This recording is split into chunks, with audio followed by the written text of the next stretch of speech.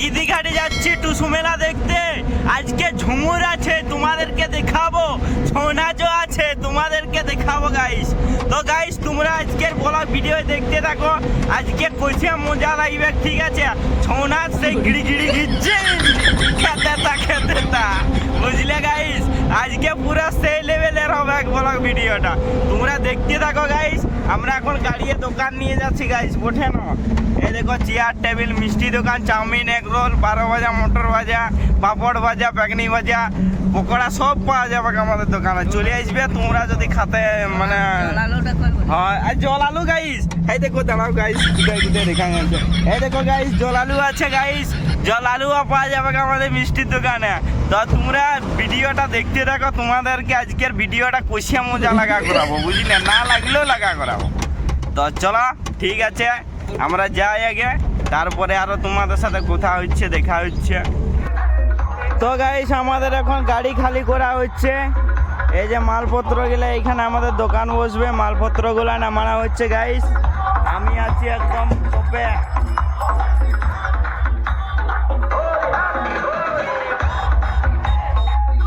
তো চলো খালি করে নি।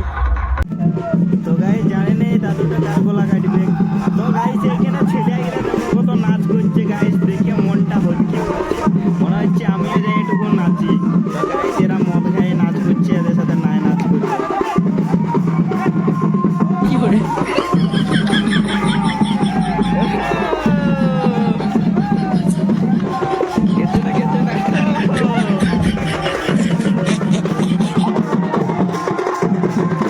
তো গাইস এখানে হচ্ছে গ্রামের লায়া, মানে হচ্ছে গ্রামের মডল আর কি, যাকে বলা হয় মডল।